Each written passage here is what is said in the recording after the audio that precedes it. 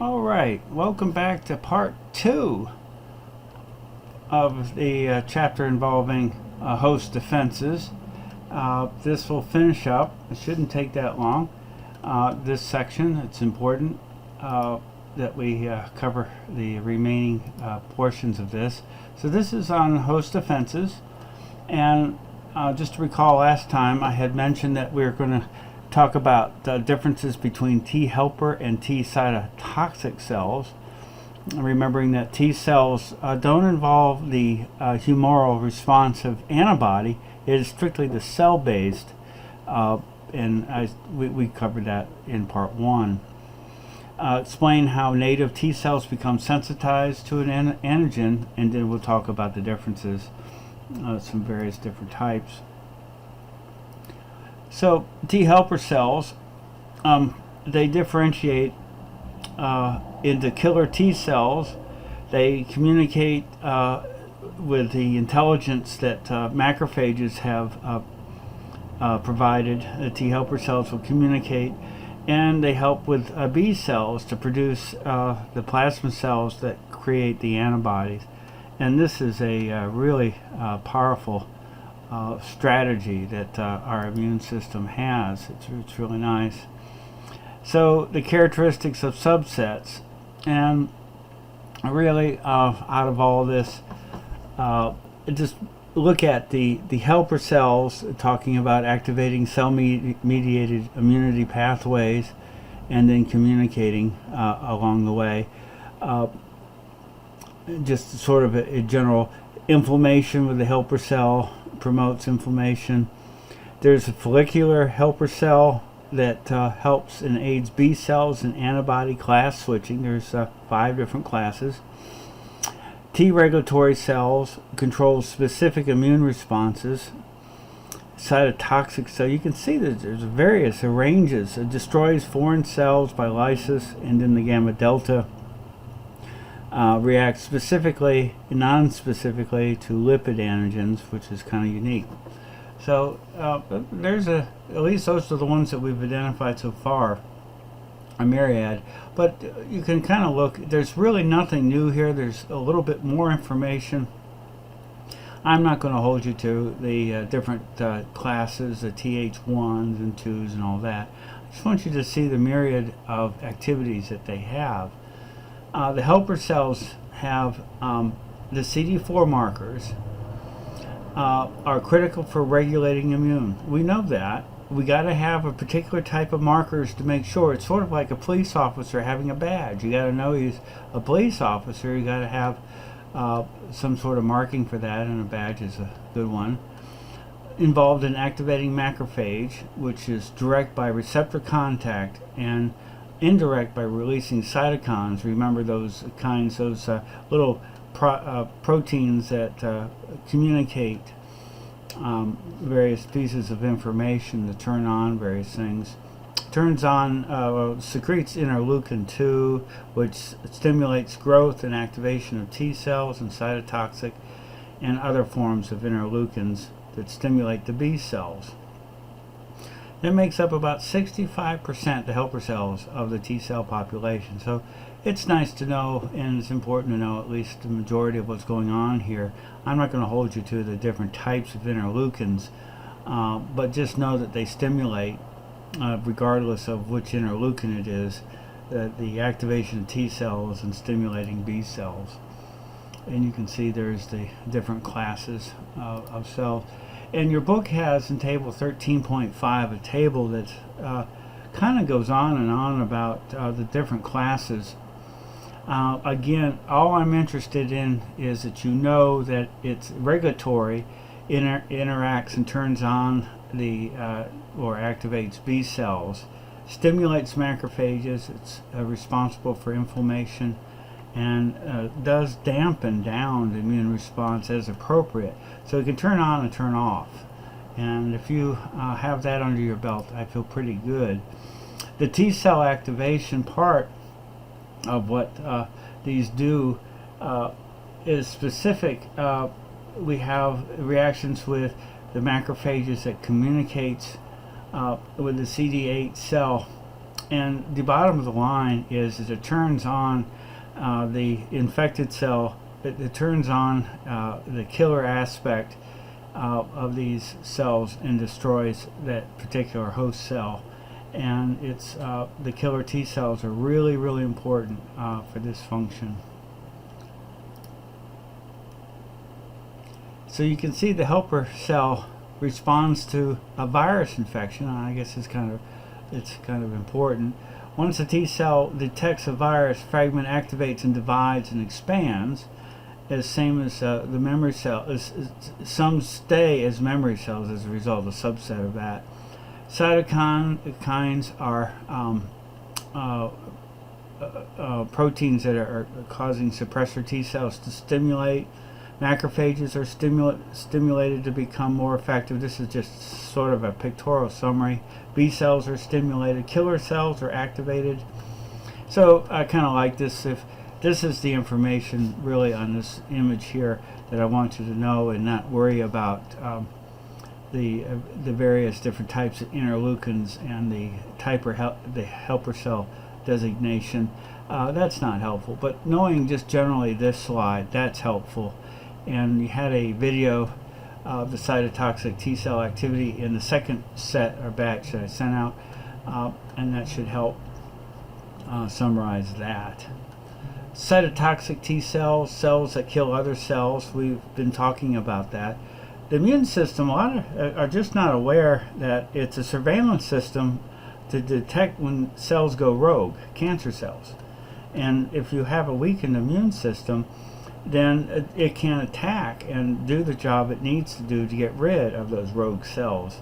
And viruses, the same sort of thing. It's like a bank robbery, and a teller might push that little secret hidden button under the table to alert the police. That's sort of what happens with the virally infected cells.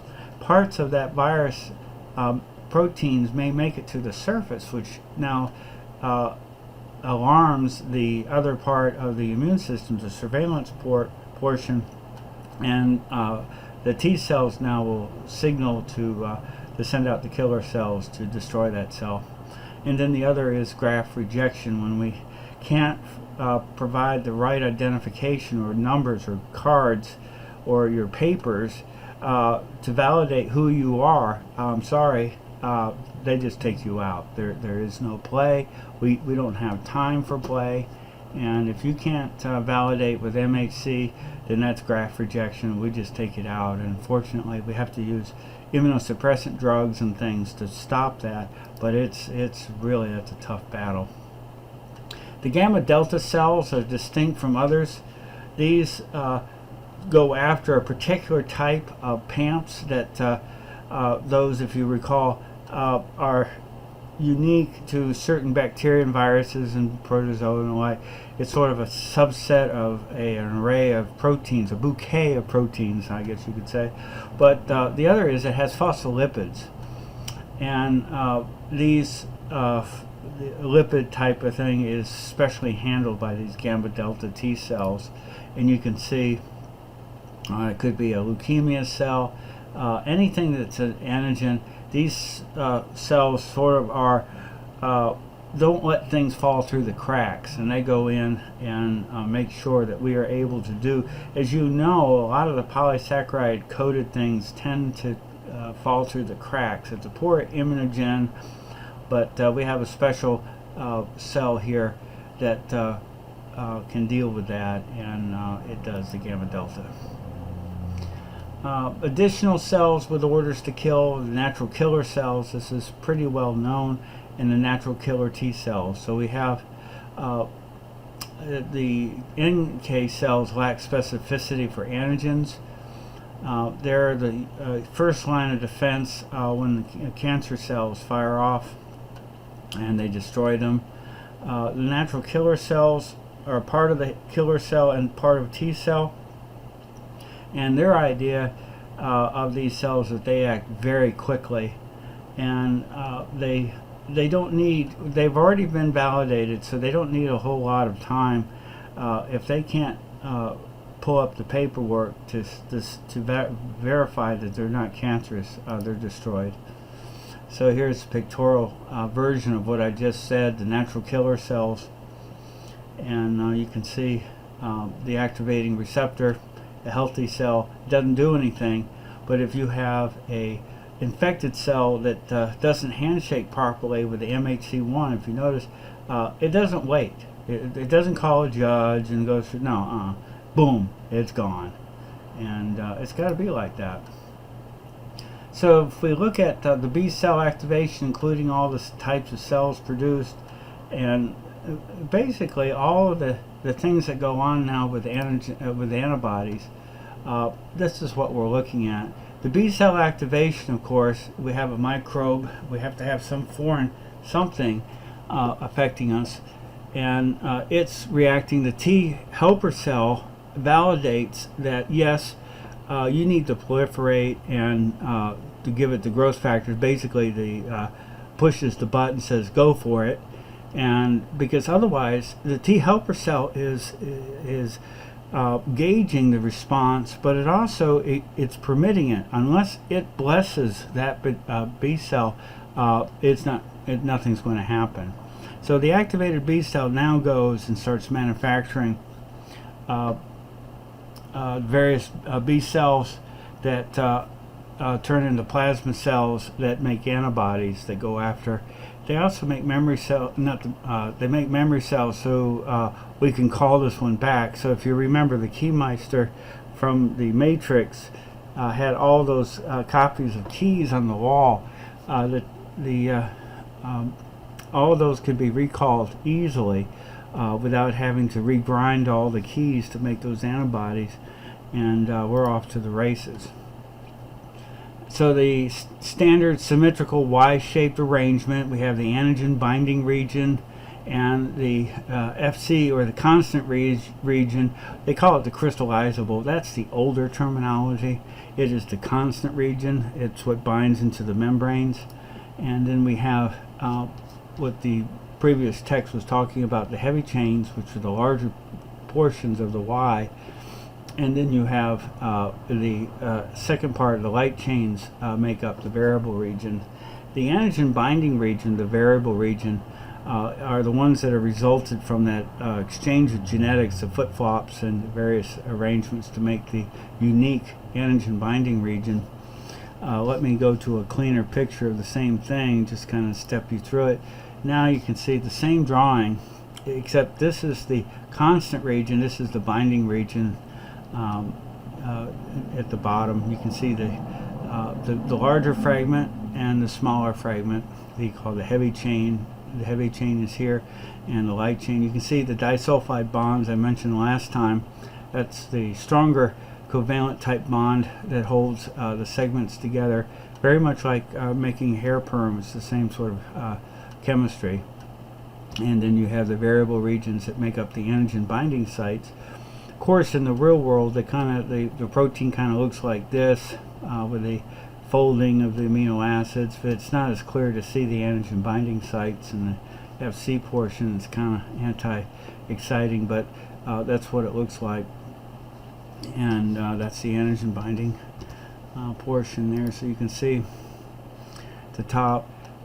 It's just another rendition, a little bit better drawing perhaps. You can see the subunits with disulfide groups and all what makes up the chains. They have names for each of the segments and all that. You don't have to know any of that. I just wanted to show you that it's pretty well studied and defined. The antibody functions, the hypervariable region is the site on which the antibody where the epitope binds. Amino acid content of the region is extremely varied. Specificity of the antigen binding sites for the antigen is very similar to enzymes and substrates, having that specificity in the pocket. In other words, it has to have the shape and charge in order to fit. It's the same sort of thing we talked about last time. Specificity on the two antigen binding sites are identical, so the immunoglobulin molecule can bind the epitope, if you recall, on the antigen. It could be that hapten that's bound up on a protein, or whatever the epitope is consisting of the antigen. And you can see the antigen functions, cross-linking and complement, part of the destruction mechanisms.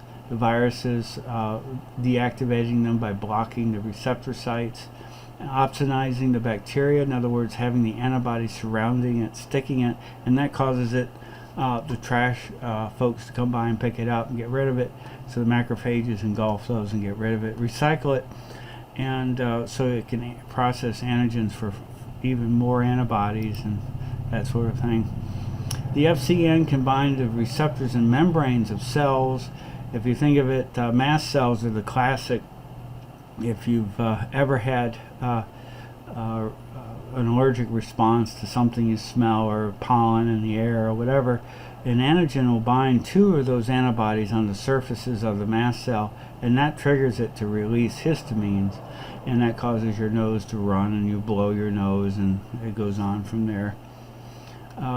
So opsonizing is the attachment of antibody coating it, basically a virus, bacteria, whatever, to help the phagocytes to clear it. And the FCN of the IgE basophils and mast cells, what I just explained, causing allergic types of reactions by triggering the release of histamines. Antibody structures, there's 5 different classes. We have IgG, IgE, IgD, IgM, and IgA. Those are roughly the structures. They're different. We have the GED, that's like the GED of the high school equivalent degree. If you think of it, those are the classes that all have the similar type of shape. The M and the A have, the M is the multiple arrangement. We have 1, 2, 3, 4, 5 antibodies kind of bound together with these disulfide bonds. The IgAs are really strange. They're joined together by these S joins, this protein that sort of wraps it like this, and it's a secretory type of protein. It wobbles, it can move, it's flexible, but so the GEDs versus the MAs, and they have certain types of functions and the like, and we'll go over some of them. The IgA, there's 2 forms, a monomer and a dimer. If you recall, the A I was showing is joining, having 2, but it can exist as a monomer and circulates in small amounts in the blood. The dimer is a significant component of mucus and serous secretions of salivary glands, the intestines, nasal, lungs, and all that sort of thing.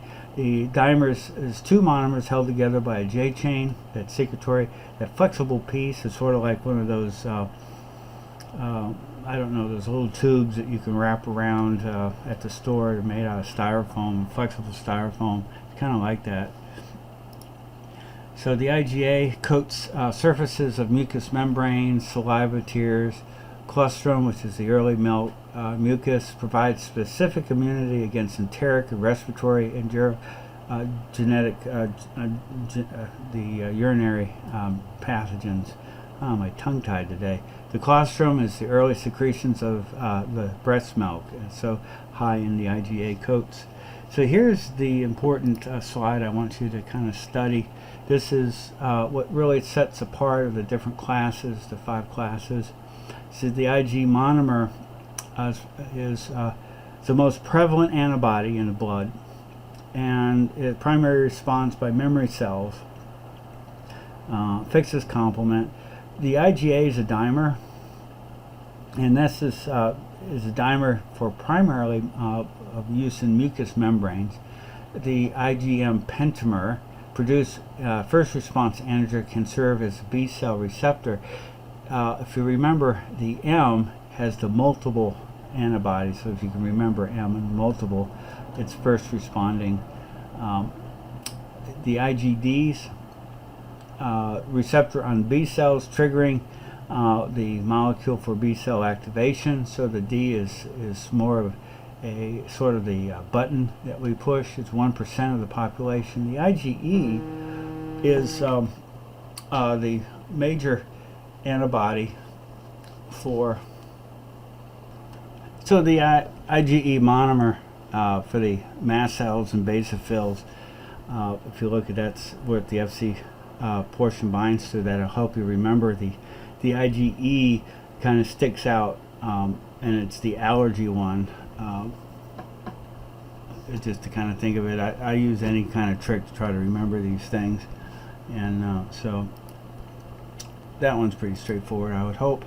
Titer is the level of antibodies in the serum over time, and if you seroconvert, or if you've got antibodies to a particular pathogen, then you can quantify that if you have a titer of antibodies against an antigen, then you've seen that antigen before, and that way you may be immune to that without worrying. And that's what they're trying to do right now for this coronavirus, is find to see how many people seroconverted that may have already seen the virus, and they can do an antibody test to determine if you're already resistant. But they don't really know yet how good the resistance, if there is a resistance. It may mutate because it's an RNA virus.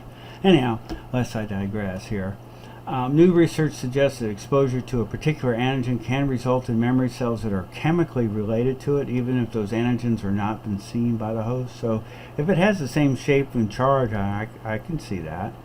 Activation of a specific memory occurs via recognition of epitopes. Well, we know that. Epitope is the determinant for that particular antigen, is what the antibodies are raised against. May lead to the use of non-pathogenic microbes in vaccines. So what they do are these recombinant type of microorganisms that are just expressing some of the characteristics of the what the pathogens might have been carrying. It sounds like a pretty good strategy there. So I give you about 2 minutes here to figure this one out.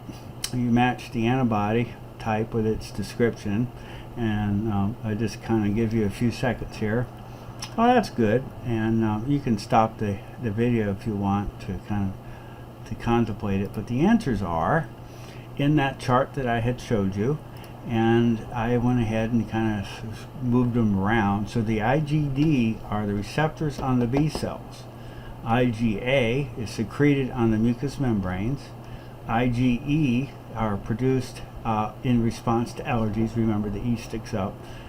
G is the most prevalent antibody, and M is the first antibody produced, and it's the big one that has the multiple antibodies, if you recall.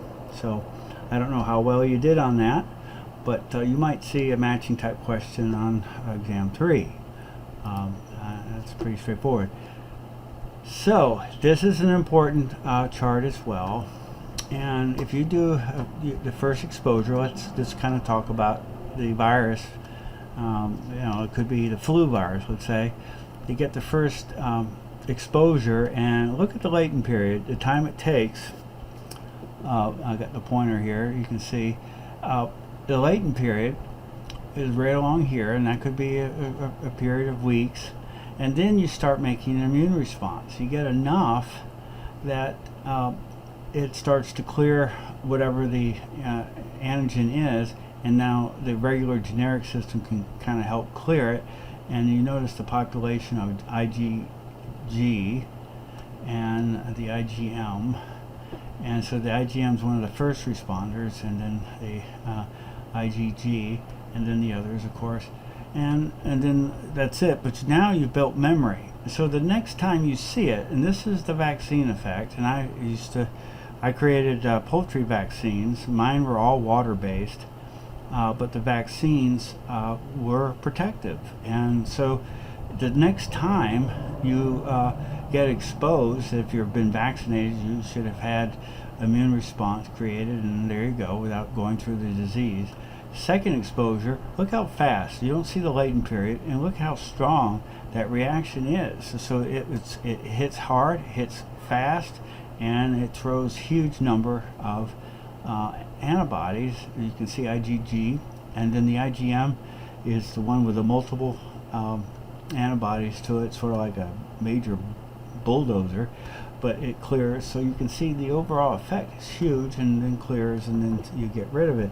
And so that's the vaccine effect, and it does show you the responses to the antigens. But the key to that vaccine effect is right there. And there's almost no latent period, and it is a strong response to get rid of those while they're young. See, viruses mutate as fast as replicate as fast as your cells divide. And if you get in there fast, you can wipe it out. That that's not going to happen. So that's a good way to get through it. And that's the way I view with vaccines, that they do work if they're properly formulated. So let's talk about 4 descriptors of the immune states, qualities of an effective vaccine, and 2 major categories of vaccines, and explain the principle of herd immunity. You probably have heard that on TV lately. Natural immunity is any immunity that's acquired through normal biological experiences. Artificial immunity is protection from obtained through medical procedures such as vaccines or immune serums. So that is artificial immunity. Active immunity occurs when the individual receives immune stimulus that activates B and T cells to produce immune substances, creates memory, requires several days to develop that lag time, and lasts for a relatively long time. Then can be stimulated by natural or artificial means. Passive immunity occurs when the individual receives antibodies from another human or animal. Recipients protected. Now, bitten by a snake, you'll get an anti-serum against the venom, and that way you cloak or you cover the venom or opsonize the venom so it can't bind, so it's essentially worthless, and then you degrade the venom, and that's how you get rid of it. It's sort of the same sort of thing. When you individually get antibodies, and it'll take out the pathogen, even though if you didn't make them and you lack the memory for the original antigen, at least it gets you through this immediate onset, and it works in the short term, and it can work. And natural and artificial immunity, usually through vaccines or breastfed children, or just suffering through the disease itself, or getting acquired immunoglobulins, as you see the last picture there, lady with the drip bag, and getting that, so it works. First recorded attempt to immunization occurred 6th century China. It's kind of funny that's coming out. Consisted of drying and grinding up smallpox scabs and blowing them in the straw into the nostrils of vulnerable family members. That's kind of crude, but it worked. Variolation was in the 10th century, a deliberate inoculation of dried pus from smallpox pustules in one patient into the arm of a healthy person. Used in the parts of the Far East until it was brought into England in 1721. Unfortunately, many recipients still died of smallpox, which, yeah, that would happen. Edward Jenner, what an interesting gentleman, inspired by a dairymaid who'd been infected by cowpox and who was immune to the smallpox. So they tested his theory by injecting a young boy with material from a human cowpox lesion and exposing him to smallpox, and the boy proved immune to the disease. So this was the first time they used something similar that wouldn't cause a disease in humans, but it created an immune response. And this was the idea of vaccination was really kind of born then. First attempts involved in transfusion of horse serum containing antitoxins to prevent tetanus and to treat diphtheria. Antiserum from animals has now been replaced with human products, which are gamma globulin products, and they can get it from pooled blood, processing concentrates of antibodies to increase potency, such like hepatitis and the like, most useful in patients who have had a diminished ability to mount their own immune response. Basic principles behind vaccination is you stimulate a primary response and memory response. To prime the immune system for future exposure, so every now and then you have to kind of do boosters and things to kind of keep that going, keep it sustained. Vaccines have profoundly reduced the prevalence and impact of many infectious diseases, and that's true. You can't really argue that. Quality of an effective vaccine is protect against exposure to natural wild forms. And the idea is got to have low toxicity, cause no harm. And that would be ideal. Stimulate both antibody and cell-mediated response, long-term lasting, produce memory. Doesn't require numerous doses or boosters, inexpensive, and have relatively long shelf life. Wouldn't that be wonderful? They all like that. Whole cell or virus vaccines, alive attenuated cells, where they're alive but they can't reproduce fast, or they're missing some component. Killed cells are inactivated, so at least you get the exposure to the antigens, or antigenic molecules derived from bacterial cells, subunits. And you can do this by culturing, and then you can create subunits by using recombinant DNA, conjugated vaccines where you have subunits that have been genetically conjugated with proteins to make them more immunogenic. And a lot of those things have been going on. So types of vaccines, the whole cells, and so you get everything, and you administer an attenuated or something that's been killed, or subunit vaccines where it's just the the hapten that we want, or the epitope that's tied to some other protein, still would be called a hapten, but and it's effective. Microbial DNA is inserted into plasmids, vectors, and inoculated. The human cells will take up some of the plasmids and express microbial DNA in the form of proteins. These form proteins and recognize. So these are DNA type vaccines that you can see.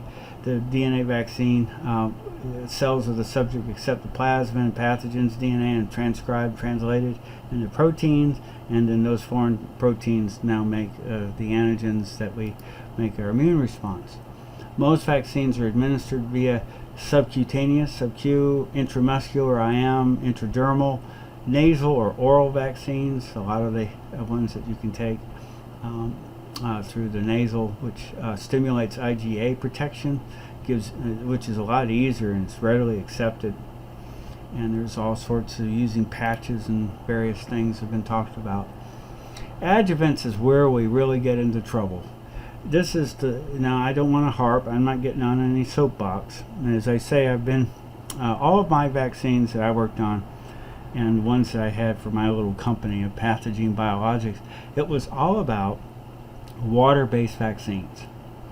I believe that water is the best way to deliver a vaccine, and tried not to use a conjugant, which means that a conjugant is something that enhances the immune response to the point where it itself is damaging. Now, what I'm obviously referring to is thimerosal. It's a mercury-based type of component, or it has a immunogenic oil of some kind, and these tend to have undesirable side effects. And technically, it's part of the vaccine, but when they talk about vaccines, they're not really talking about the adjuvant, you see.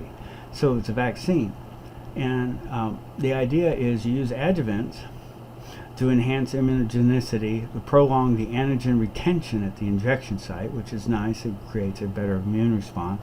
Precipitates the antigen, holds it in the tissues, and so it's released gradually. It eventually goes back into solution. Facilitates contact with antigen processing cells and lymphocytes.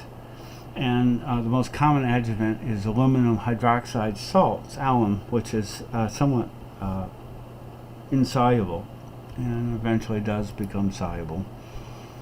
But suspect adjuvants can cause adverse reactions. They have to go through years of trials.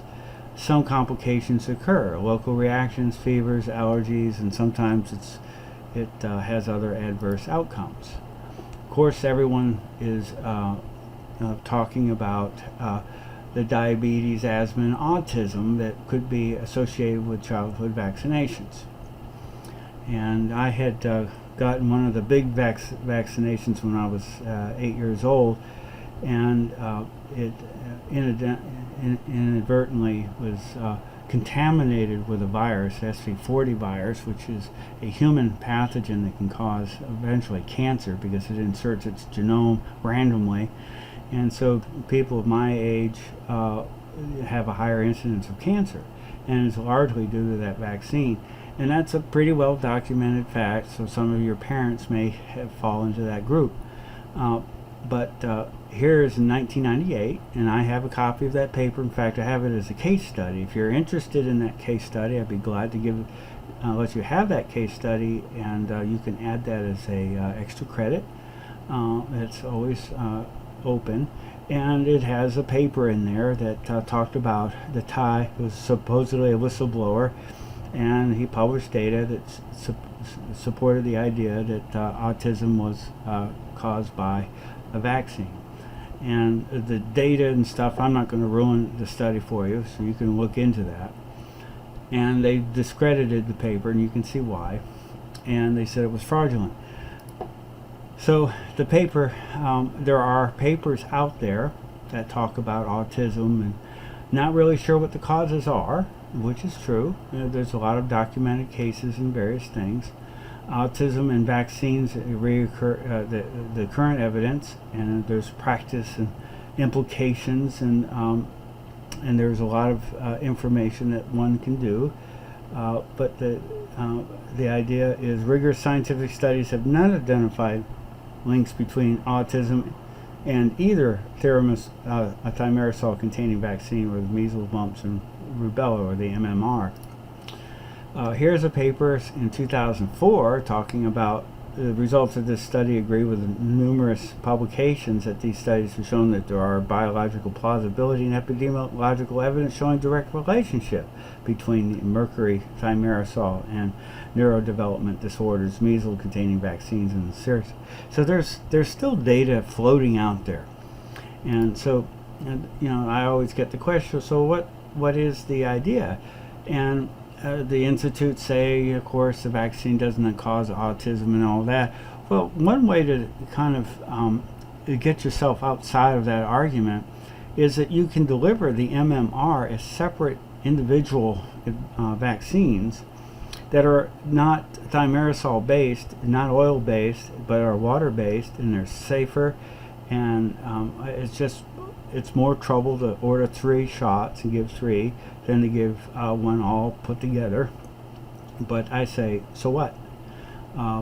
That's the way I roll personally, is that give me those and you satisfy the rules, and you can put your children in schools and all that. So I think it's a good sort of in-between answer, and it just reduces anything that reduces risk. Hey, I'm all for it, and there you go. So that's the Dr. V point of view. So I have at the end of this, it'll just roll into a constructing vaccines video, so you can watch out the rest of the video on this, and I think you'll find it you'll enjoy the video. So I gave a worksheet, an antibodies worksheet that's attached to the part 1. This will be part 2, and I'll be sending out some additional communications as to other things that we'll be doing. We'll be holding lab reviews and all those sorts of things to get you ready. And no worries, and we're going to get through this, and there's nothing that says we can't have a good time doing it. So there we go. I'll see you in the next communication. There are a variety of ways to produce vaccines. Traditionally, vaccines have consisted of killed or inactivated pathogens.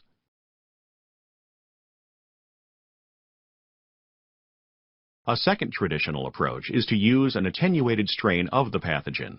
During attenuation, the pathogen loses its virulence, but retains many of its antigens and is therefore able to elicit an immune response.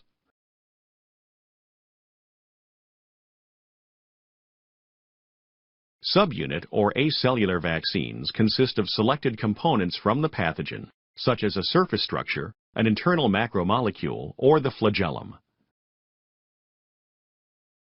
Recombinant vaccines are produced by cloning the gene for a structure, such as a surface protein from a pathogen, into a host microorganism. For example, the gene for a surface protein of the hepatitis B virus has been cloned into a yeast cell. The yeast produces the virus surface protein, which can be purified from the growth medium of the yeast and used as a vaccine.